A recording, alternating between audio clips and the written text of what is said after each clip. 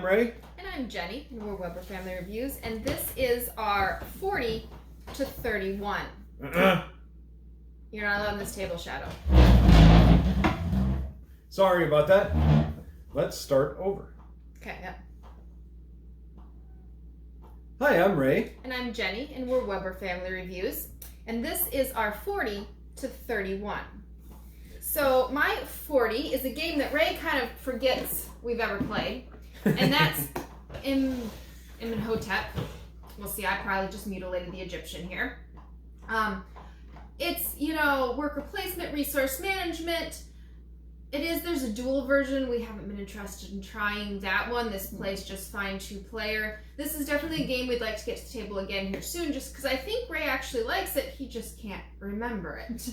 So it kind of like, he stared at it and goes, we've played that? So, I don't know what that says. But it does have really nice, chunky wooden blocks, which are really nice. Like, the components to this game are really nice. So, I've learned that some of my favorite games seem to be the lighter fare lately, just because that's what we get to play. The Takenoko is just a great game. It takes a little bit longer than some of the other ones on the list, and I've played some and enjoy some long games, but this one's just relaxing. You're getting bamboo, you're also moving a panda and a groundskeeper. I mean, it looks great, it's a fun game, and it's really relaxing. This is not one of the ones where it's super stressful. I don't find it stressful at all. It's not, you move around. Do you still want to win? Yeah, but at the end of the day, you're a panda eating bamboo. Yeah, and this was my 59. Yep. We both like it. And you notice we got it at a shrink, so I'm going to get to the table here. Yeah, it's our copy now. Yeah. So. Okay, my 39 is Fields of Green. And we've noticed this, I like farming games, so I like this one. I love all the different little, I can have my strawberry fields, and I have a barley field. And you pretty much, you've got a tableau of you've got cards, and you're putting them into a tableau, but you have to water them. So you really have to pay attention to where you place stuff, because you have to be within so many waters to get it watered. So there's a lot of things to think about and how you build your tableau out. I really enjoy it. I like seeing all the different pieces and trying to balance the pieces of, okay, you've got 4 different stacks, and you have, your fields, you have your structures, and so you're trying to, balance these different parts and how they're going to work. I really enjoy it. We actually just bought, supposedly there's a space version of it that we just picked up. It came out first. We kickstarted that one because I knew the theme would be more palatable to you, but Among the Stars. Okay. And we just picked up Among the Stars, so we'll see how that plays, but I will admit I probably will still like this one better, because I do enjoy it. And this works really well 2-player. We've had really good experiences 2-player. It's not on my list, mostly because, I don't know, the farming thing doesn't necessarily appeal to me. But you don't have to feed your people, so I should have that on my list by default. Yes, you do have to water your plants, though. That's okay, because you just got to be close enough. Yeah. And my number 39 is Valley of the Kings. Now, Valley of the Kings, this happens to be Afterlife. We've got all 3, and we got it pretty much before the premium box came out. Premium box has it all. This is great. It is a deck builder and a deck deconstructor at the same time. So you got to build your deck. And that was your, 51? Yep. You got to build your deck up to use these cards, use their special abilities. It's great. And then you have to entomb them to get points for it. So you can set up an awesome engine, but eventually you're going to have to pull the cards out, and that means your engine will turn to goo. So you got to be thinking both directions. Well, and you've got to know when to stop, because those really, the cards that are worth the most points are also the most powerful and the coolest, and you really want to keep them, because, I want to do that action again. But at the same time, if you don't get them entombed, you don't get any points for it at the end of the game. I tend to lose this almost consistently because I want to keep playing with the cards. I like collecting them all. I'm not so good at entombing. I try to remember, okay, got to start entombing. And you're trying to collect sets. Yeah. So each one has a different set. It's like there's mummification tools, there's jewelry, there's all the different ones. There's the books. I like the books. And they're exponential. So the more you have of each, the more points they're worth. So. Yep. It's a really fun little game. And so there's a lot of strategy compared to a typical deck builder. Oh, yeah. Now, my 38 was Ray's 100, and that is 1754 Conquest. I love the Academy games, as you've noticed, and you will probably find that all of these are, there's a whole series of this Birth of America series, and I love them all. This is actually the lowest of them, and it's not really because there's anything against it. It's just that, you know, when I'm doing it, I enjoy the theme and the different pieces of it. And so I've really enjoyed, we played a lot of 1775 and 1812, and so they end up just higher kind of by default, but I enjoy them all. And I like how they all have that very historical, and you can feel the differences, yet the mechanics of the game are the same. So once you know how to play one, you know how to play all of them. Yeah. But the card play really makes them each different and unique and works the theme. Plus, obviously, the historical workings. As a history teacher, I love how much effort they put into making this an educational tool as well as a really good game. And I'm not an area control, you know, dudes in the map kind of person, and this game works for me. So I think that one works the best 2-player. Yep. So mine happens to be Red Raven Games, and it was your 56 Artifact Scene. So this is a dice placement game. And what you're trying to do is get money as a archaeologist, going to look for various artifacts or dinosaur bones or lots of stuff. And you do this by placing dice. And it works so well. It really does work well. And there's cards, but it's a small box. I love this one. It works really well. I wish I could get it to the table more often, but I'm trying to do all sorts of new stuff. But it's probably our most probably a most played game of his, and it shows some wear. So yeah, there you go. We enjoy all the Red Raven games, but we do, as you've noticed, really like his small boxes. Yeah.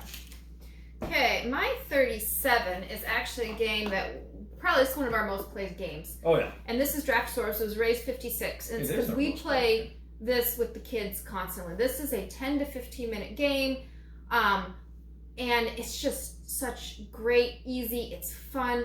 We demoed this at Origins a couple of years ago, and we were like, we need to get this, and then we couldn't get it because it wasn't available, so we went back to the room and ordered it off Amazon.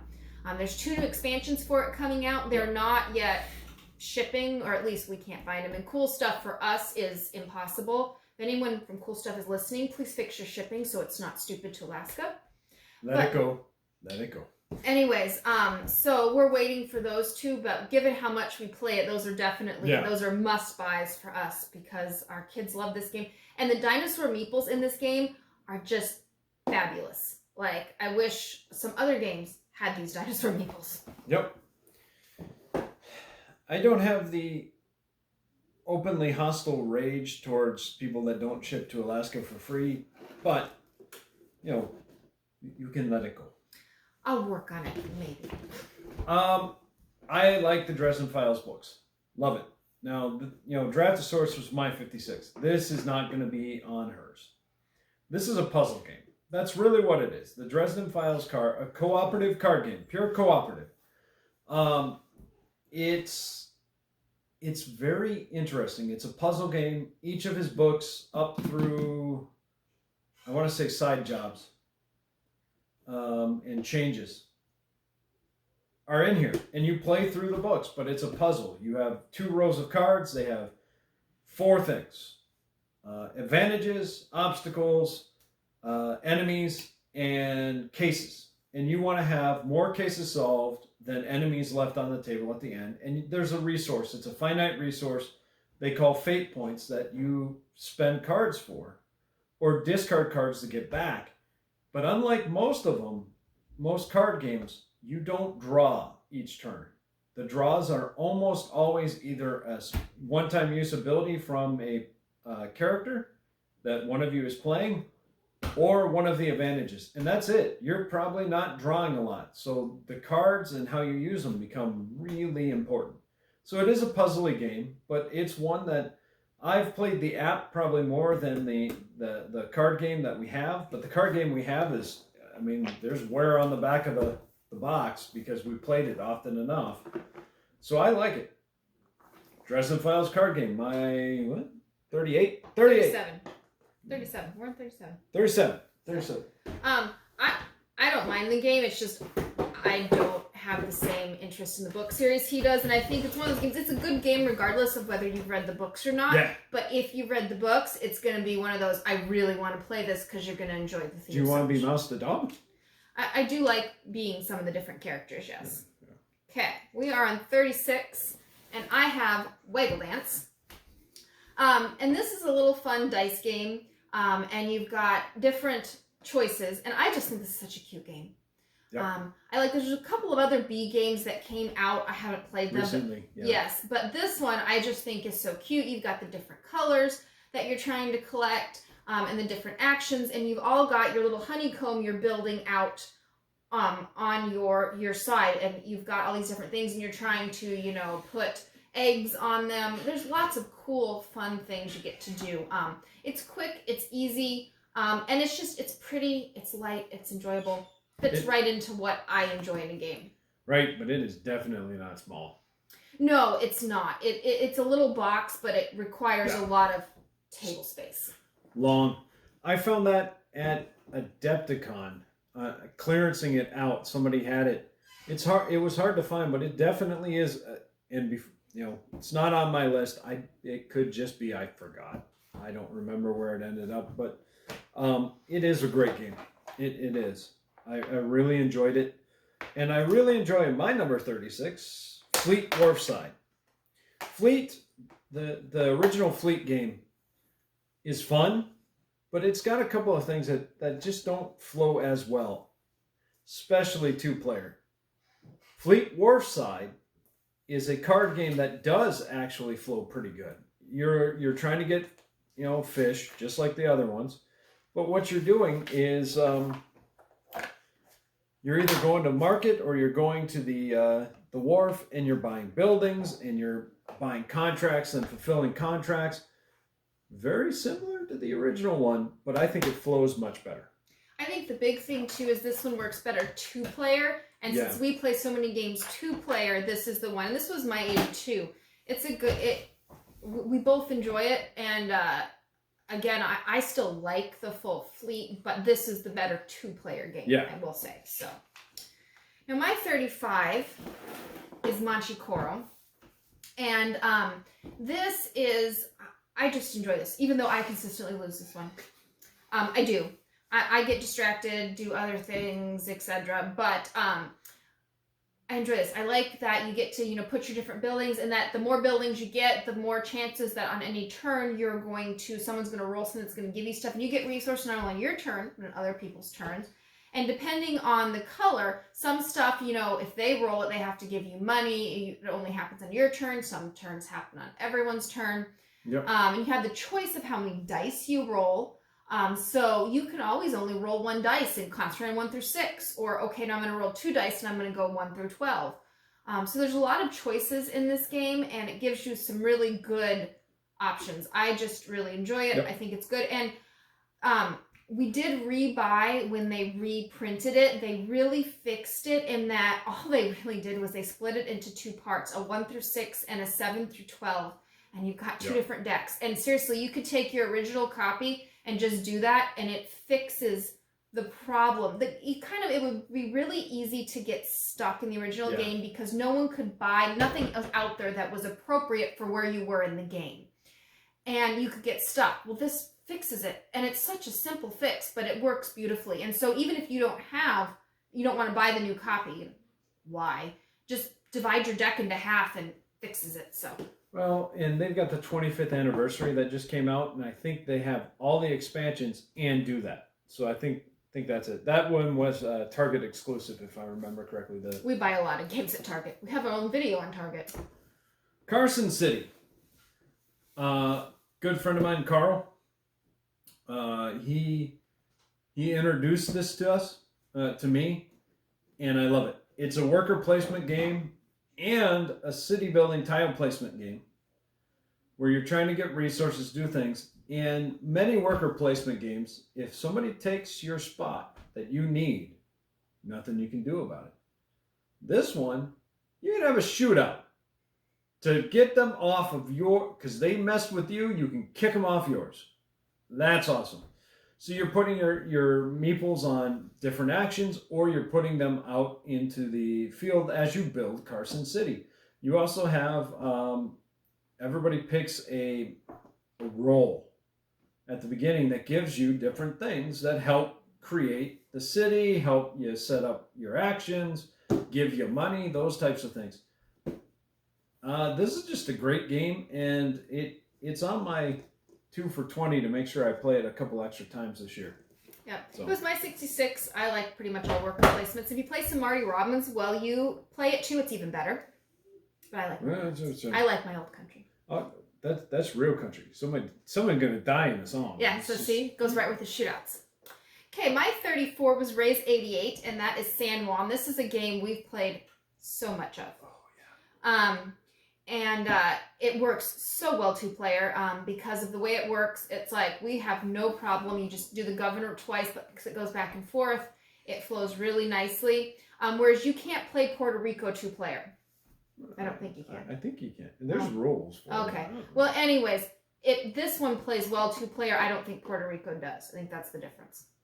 But anyways, this is just a simplified version, and Ray really likes the card management in this, that the cards are both your resource to buy new things, and they're what you want to do. So it's always kind of a, do I want to spend that card because I want to build that card? And it's really hard to decide.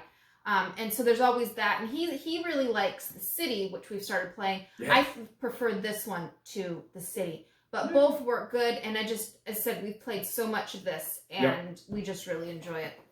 San Juan's great. Your number 85 is my 34, Snowtails.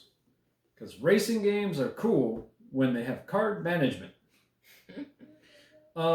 Basically, you've got 3 points on your sled. This is a dog sled racing game. We play it at least once a year, guaranteed, around the Iditarod.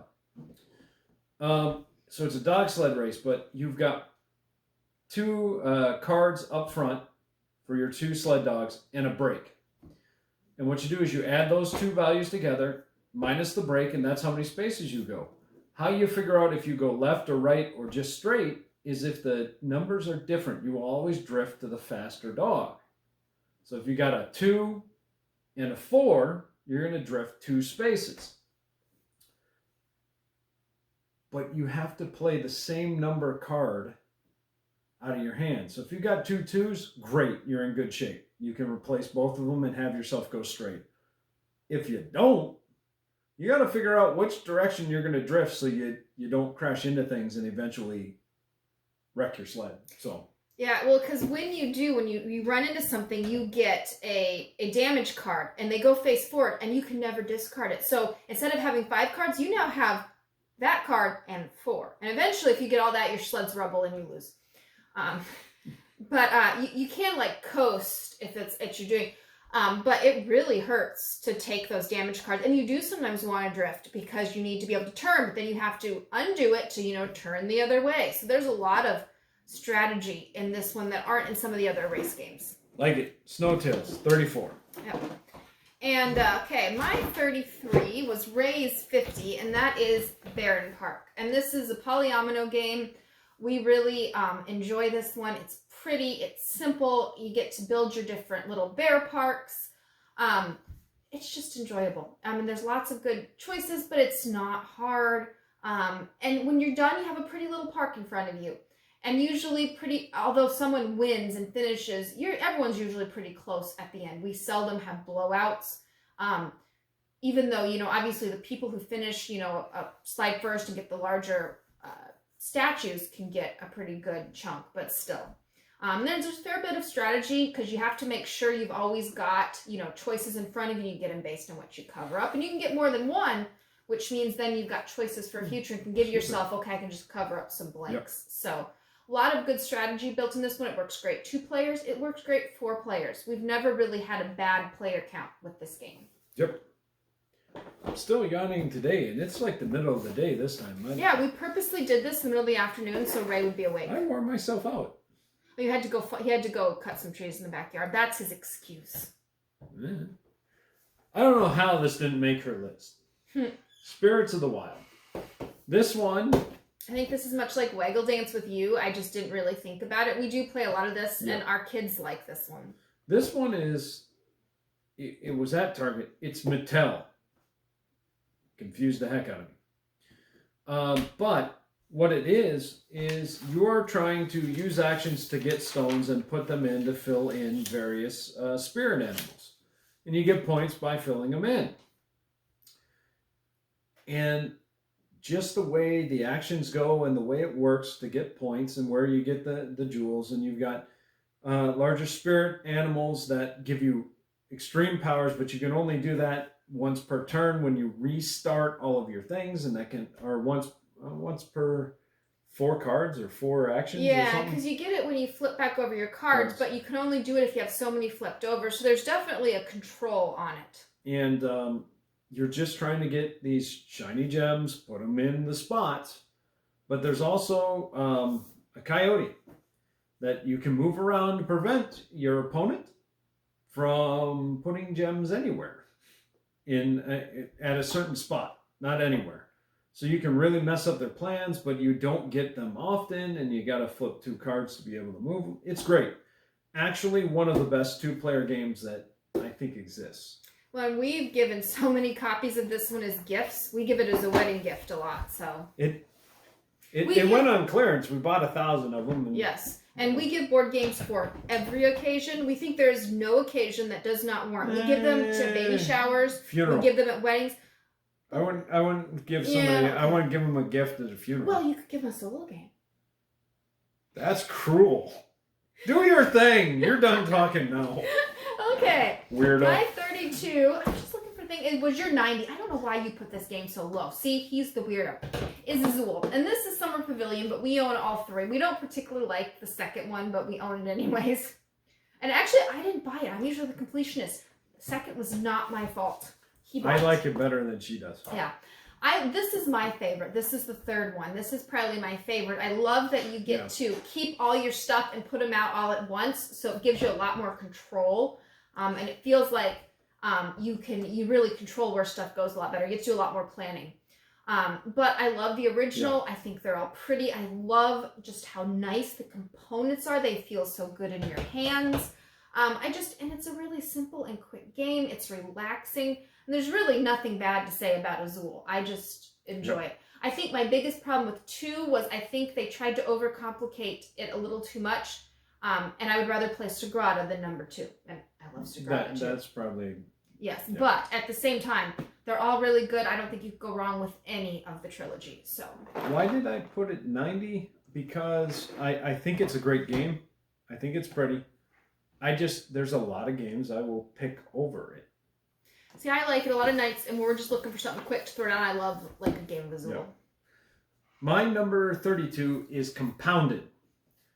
This is one of my favorite hidden gem games, and I call it a hidden gem. I know some people have heard of it, and basically you're trying to make chemical compounds by getting various chemicals, and the chemicals are drawn randomly, but you can trade with other people, and you have various stats. I don't want to dig out the board because we've got so much of the stuff. You have individual stats, and those stats decide how much you can do on your turn. For example, you start out only being able to store 4 chemicals, elements. Yeah. You can only store 4 elements, but as you progress and do things, you actually increase some of the abilities, so you could have more. You can reserve more. You can control more. There's a lot you can do, and it shifts throughout the game. So you got to balance getting the compounds that give you the most points to compounds that actually give you enhance your abilities. And it's just a fun game, probably 30 minutes. For us, it's probably 30 minutes, but I've had it go for an hour, maybe. Well, we've played it with our oldest son, because he likes chemistry. It was my 61. We get a lot of play out of it, and it's got a fair bit of depth for a relatively simple game. It's that nice medium weight where there's actually a lot of decision making, but it's not overwhelming. And my son just came down to take the phone. He'll do some stop motion here. Yes. So that's what else is on our channel if you want. So my 31, and you'll notice I have the right box. He made fun of me when I pulled his for 60 because we have most of Dominion in one big white box and we put it in one card box because we have so much of it. When we moved, we decided rather than take 10 separate boxes. But since then, we've bought more expansions because, well, they keep putting them out. We'll keep buying them. And we don't own all of them, I will say.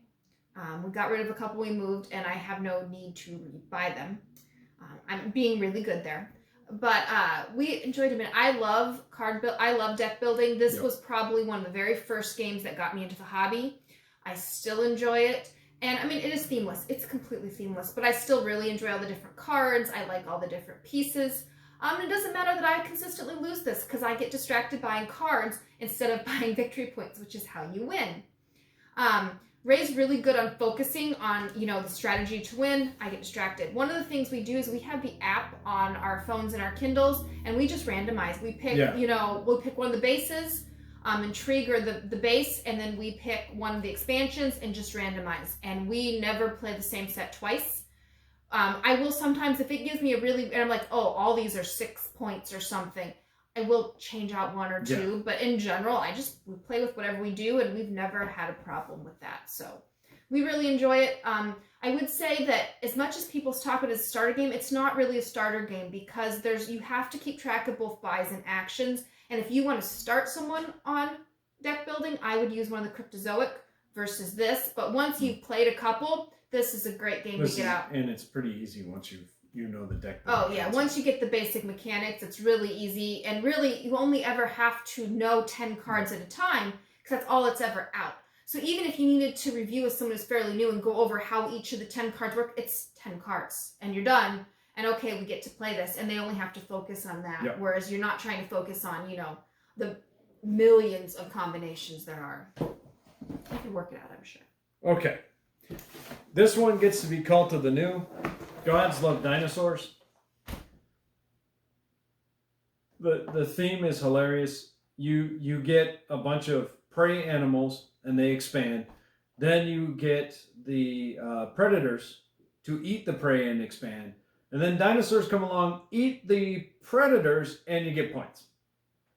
That's it. You're selecting hex tiles as you expand, and that's where you get the predators or the prey, and then the dinosaurs will hatch and you get points for the dinosaurs. You get more dinosaurs by eating prey or predators. It's hilarious combination, but I think there's actually, it's simplistic in its rules, but if you screw up and you run out of one type of them, prey, predator, you're in a world of hurt. You got to think about how you can expand it. You do. You can really get yourself into a pickle really easily on this if you overeat. You really have to conserve because you always need stuff to expand. So there's stuff to eat on the next round because your animals will starve. So there's actually a fair bit of thought in the game. And you have to always make sure you have room. If you're going to add a new dinosaur, you're going to hatch one. Do I have room for it? Because they only can go on mountains and they only have so many spaces. So there's a lot of thought that goes into that game. But of course, as we've mentioned before, our 10-year-old loves dinosaurs. So usually anything with dinosaurs, we're willing to try at least once. And he's played that game successfully several times and really enjoyed it. And he likes it because the dinosaurs are always the top dog. And so that makes it really fun for him. So if you don't like dinosaurs, it probably won't be as much fun. But still, there's a lot of... Who doesn't like dinosaurs? I don't know, but I'm sure there's someone out there who doesn't like dinosaurs. All right. So that was our 30 through 21. 40 through 31. 40 through 31. I started to prepare for the next one. The next one is 30 through 21. And then we have a top 20 that ended up going... We filmed it with some friends and ended up going like 6 hours. So I'm going to break that one apart. Yeah, we might do sections of 5 of that one. Or we'll figure it out. So I apologize about the length of those that are coming up. But honestly, it was fun to talk with friends. And we got to discuss the different aspects of 4 lists. Because one thing we noticed, and I know this is a little bit off topic, our lists are very similar. That makes sense. We play them together, and when we consider, even though you're considering what do I want to play, who do we play with? So we're going to consider what the other person wants to play, because that's the only person we play with. We've gotten rid of games, both of us, because the other one hates them. Yeah. And there are exceptions, there's other there's like, okay, do I love this game so much that I'm gonna make my partner play this?